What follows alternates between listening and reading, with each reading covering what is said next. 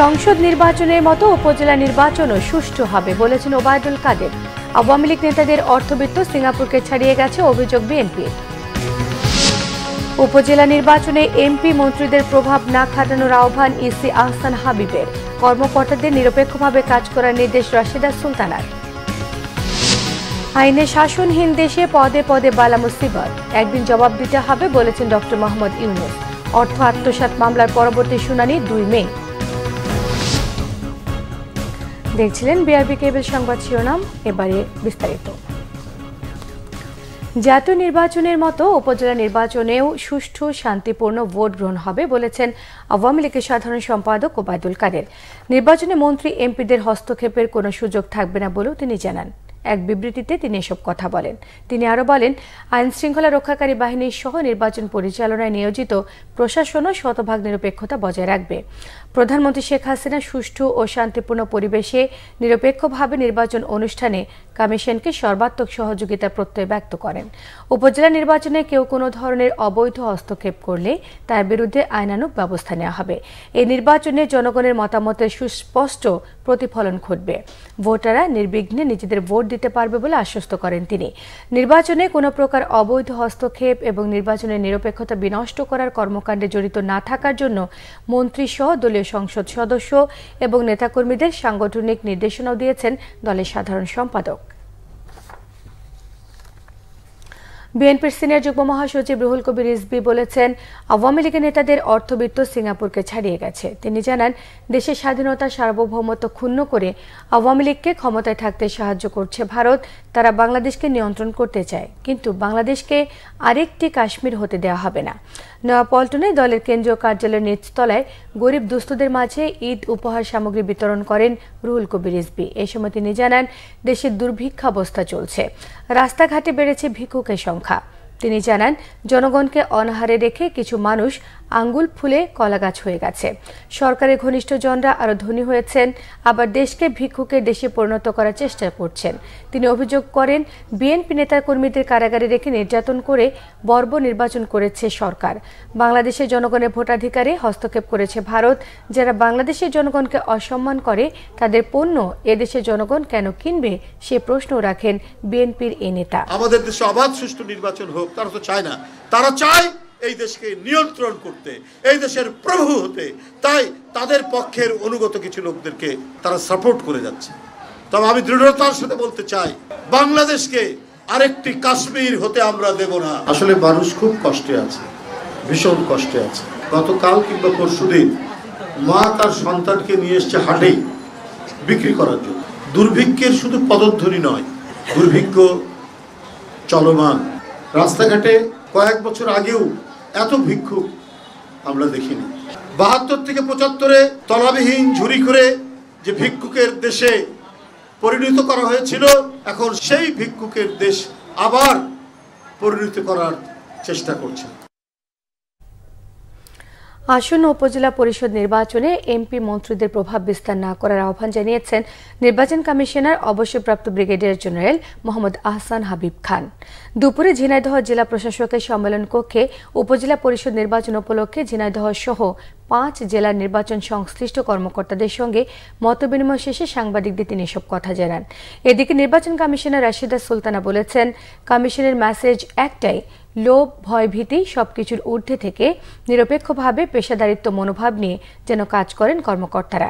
দুপুরে রাজশাহী শিল্পকলা একাডেমি মিলনায়তনে রিটার্নিং কর্মকর্তা ও প্রশাসনের কর্মকর্তাদের সঙ্গে মতবিনিময়ে তিনি এসব কথা বলেন। তিনি জানান, স্থানীয় সরকার নির্বাচন মানুষের কাঙ্ক্ষিত নির্বাচন। জাতীয় নির্বাচনের মতো উপজেলা নির্বাচনকেও সবার কাছে গ্রহণযোগ্য করতে প্রশাসনের কর্মকর্তাদেরকে নির্দেশ দিয়েছেন তিনি। যতগুলো ইলেকশন হবে দেশে, সেই ইলেকশনগুলো আমরা অত্যন্ত সুষ্ঠু, সুন্দর, অবাধ, নিরপেক্ষ একটা নির্বাচন করব, যাতে আমাদের ভোটাররা এসে তাদের ভোটাধিকার প্রয়োগ করতে পারেন, তাদের ইচ্ছামতো প্রার্থীকে তারা যেন ভোট দিতে পারেন।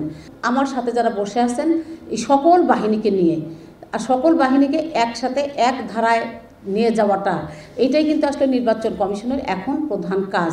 আমরা মনে প্রাণে বিশ্বাস করি, আমাদের যে সম্মানিত পলিটিক্যাল নেতৃবৃন্দ আছেন, সম্মানিত মেম্বার অফ পার্লামেন্ট আছেন এবং মন্ত্রী মহোদয়রা আছেন, কোনো পক্ষপাতিত্ব বা কোনো প্রভাব বিস্তার করবে না, এটা আমরা বিশ্বাস করি এবং আশা করি।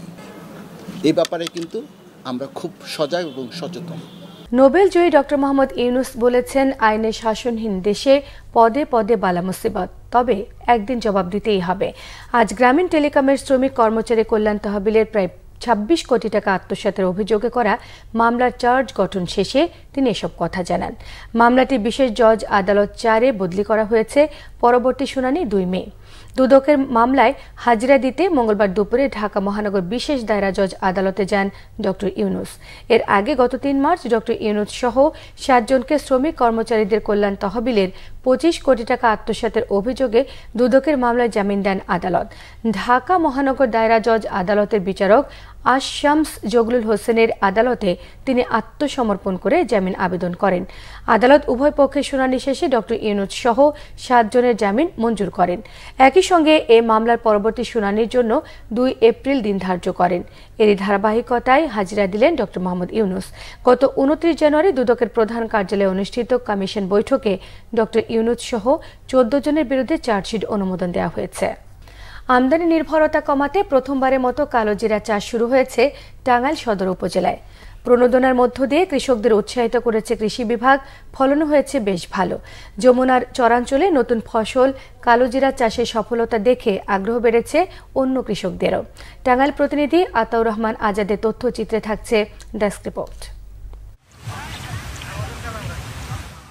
ঔষধি গুণসম্পন্ন মশলা কালোজিরা। দেশে প্রতি বছর বিপুল পরিমাণ কালোজিরা বিদেশ থেকে আমদানি করতে হয়। আমদানির নির্ভরতা কমাতে যমুনার চরাঞ্চলে কালোজিরা চাষের উদ্যোগ নিয়েছে টাঙ্গাইল সদর উপজেলার কৃষি বিভাগ। বিনামূল্যে বীজ, সারসহ অন্যান্য উপকরণ পেয়ে ১ বিঘা জমিতে এ ফসল চাষ করছেন এক কৃষক। কোনো অভিজ্ঞতা না থাকলেও কৃষি কর্মকর্তাদের সার্বক্ষণিক তদারকিতে তিনি জমির পরিচর্যা করছেন। আবহাওয়া অনুকূলে থাকায় ফলনও হয়েছে আশাতীত। প্রথম অবস্থা এই কালিজিরাটা বুনছি পরীক্ষামূলক জন্য, স্যারে বলছে এই জন্য আমি কালিজিরা বুনছি আর কি। ফলন তো মোটামুটি গাছের ইনশাল্লাহ ভালো ফল হয়েছি, ইনশাল্লাহ দানাও ভালো হয়েছে। আমাদের এখানে কালিজিরা আগে হইতো না, আমরা কোনোদিন দেখি নাই, কিন্তু কৃষি অফিসাররা এটা বীজ দিছে, এটা বপনে কালিজিরা হয়েছে, আমিও দেখতে আসছি, ভালো ফলন হয়েছে। আগামীতে আমিও আশা করি যে কালোজিরার আবাদ করব। যমুনার চরে ঔষধি গুণে ভরা অর্থকরী এ ফসলের চাষ ব্যাপক সাড়া ফেলেছে এলাকায়। আশপাশের বিভিন্ন গ্রামের কৃষকরা বলছেন তারাও আগামীতে এ ফসল চাষ করতে চান। ফলন প্রায় ১ টনের কাছাকাছি হবে বলে আশা করছি। তো ওনার এই কালোজিরা চাষ করা দেখে আমাকে অনেক কৃষক বলেছে যে স্যার আমিও কালোজিরা চাষ করার জন্য আগ্রহী। প্রণোদনার মাধ্যমে যদি এই কৃষকদেরকে এই কালোজিরার বীজ দেওয়া সম্ভব হয় তাহলে এই এলাকাতে ব্যাপক পরিমাণে কালোজিরা চাষ করা সম্ভব হবে। উপজেলা কৃষি বিভাগের কর্মকর্তারা জানিয়েছেন যমুনার চরাঞ্চলের আবহাওয়া কালোজিরা চাষের জন্য বেশ উপযোগী। ৪টি ইউনিয়নের ১৫ হেক্টর জমিতে কালোজিরা চাষ করা হয়েছে। মাহমুদনগর, কাতুলি, কাকুয়া এই 4টা চরে আমরা কালোজিরা করে আসছি। আমাদের এখন মেইন টার্গেট যে কাকুয়াতে পুরা কাকুয়া ইউনিয়নে ছড়িয়ে দেওয়া কালোজিরাকে, যাতে কৃষক এতে লাভবান হয় এবং কালোজিরার দামটা যেন আমাদের হাতের নাগালে থাকে।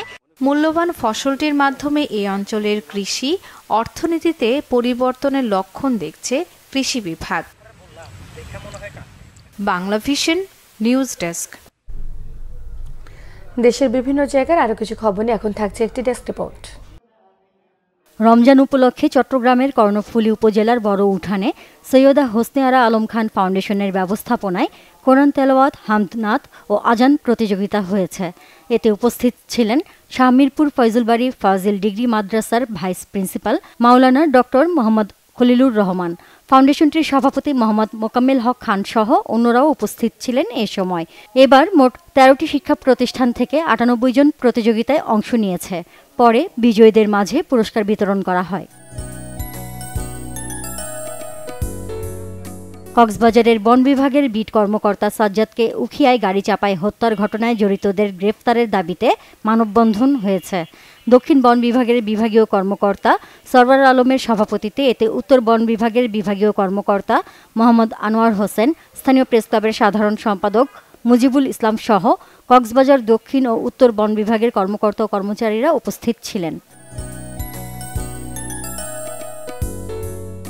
ব্রাহ্মণবাড়িয়ায় দুস্থ 500 পরিবারকে ঈদ সামগ্রী দেয়া হয়েছে। স্থানীয় প্রেস ক্লাব মিলনায়তনে মজিদ নাহার ফাউন্ডেশনের উদ্যোগে এসব ঈদ সামগ্রী বিতরণ করা হয়। এতে প্রধান অতিথি ছিলেন জেলা প্রশাসক মোহাম্মদ হাবিবুর রহমান। ঈদ সামনে রেখে গাইবান্ধার সুন্দরগঞ্জ উপজেলার 1000 দুস্থ অসহায় মানুষের মাঝে খাদ্য সামগ্রী বিতরণ করেছে ঢাকার সুন্দরগঞ্জ উপজেলা সমিতি। স্থানীয় আমিনা সরকারি বালিকা উচ্চ বিদ্যালয় মাঠে খাদ্য সামগ্রী বিতরণ অনুষ্ঠানে উপস্থিত ছিলেন স্থানীয় সংসদ সদস্য আব্দুল্লাহ নাহিদ নিগার, অতিরিক্ত জেলা প্রশাসক শরীফুল ইসলাম সহ অন্যরা। কিশোরগঞ্জের ভৈরবে বিরোধী দলের হরতাল অবরোধ চলাকালে পুলিশের ছোড়া কাঁদানে গ্যাসে শ্বাসরোধ হয়ে নিহত বিএনপি কর্মী আশিক মিয়ার পরিবারকে আর্থিক অনুদান দিয়েছে বিএনপি। কেন্দ্রীয় বিএনপির সহ সাংগঠনিক সম্পাদক ও কিশোরগঞ্জ জেলা বিএনপির সভাপতি মোহাম্মদ শরীফুল আলম নিহতের পরিবারের হাতে এই অনুদানের অর্থ তুলে দেন। বিশ্ব অটিজম সচেতনতা দিবস উপলক্ষে ময়মনসিংহে র্যালি ও আলোচনা সভার আয়োজন করে জেলা সমাজসেবা অধিদপ্তর। জেলা সমাজসেবা কার্যালয়ের উপপরিচালক আব্দুল কাইয়ুমের সভাপতিত্বে আলোচনা সভায় বক্তব্য রাখেন অধিদপ্তরের বিভাগীয় পরিচালক মোহাম্মদ গোলাম মোস্তফা সহ অন্যরা। সাভারে জাহাঙ্গীরনগর বিশ্ববিদ্যালয়ে র্যালি ও আলোচনা সভা করেছে বিশ্ববিদ্যালয়ের Anandashala Saima Wazed school for special needs children. র্যালির উদ্বোধন করেন উপাচার্য অধ্যাপক ডক্টর মোহাম্মদ নুরুল আলম। নাটোরে জেলা প্রশাসকের সম্মেলন কক্ষে হয় আলোচনা সভা। ঝিনাইদহে কালেক্টরেট চত্বর থেকে একটি র্যালি বের করা হয়, পরে হয় আলোচনা সভা। সাতক্ষীরার তালায় শিক্ষক সুভাষ দাসের বিরুদ্ধে করা মামলা প্রত্যাহার ও তার নিঃশর্ত মুক্তির দাবিতে মানববন্ধন করেছে খলিলনগর ইউনিয়নবাসী। এ ঘটনায় ষড়যন্ত্রের অভিযোগ তুলে দায়ীদের শাস্তির দাবি জানানো হয়। Najdin Akter, Bangla Vision news desk. সংবাদ শেষ করব বিআরবি কেবল শিরোনামগুলো আরো একবার জানিয়ে দিয়ে। সংসদ নির্বাচনের মতো উপজেলা নির্বাচনে সুষ্ঠু হবে বলেছেন ওবায়দুল কাদের। আওয়ামী লীগ নেতাদের অর্থবিত্ত সিঙ্গাপুরকে ছাড়িয়ে গেছে অভিযোগ বিএনপির। উপজেলা নির্বাচনে এমপি মন্ত্রীদের প্রভাব না খাটানোর আহ্বান ইসি আহসান হাবিবের। কর্মকর্তাদের নিরপেক্ষভাবে কাজ করার নির্দেশ রাশেদা সুলতানার।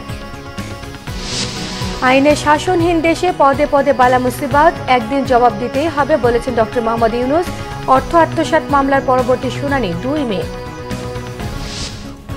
এই ছিল এখনকার মতো। পরের সংবাদ সন্ধ্যে 7:30টায় দেখার আমন্ত্রণ রইল। এছাড়া বাংলা ভিশন সংবাদ ও সংবাদ সংশ্লিষ্ট অনুষ্ঠান দেখতে ভিজিট করুন www.bbnews24.com, facebook.com/banglavishnnews-এ সাবস্ক্রাইব করুন, youtube.com/banglavishnnews-এর সঙ্গে থাকায় সবাইকে ধন্যবাদ।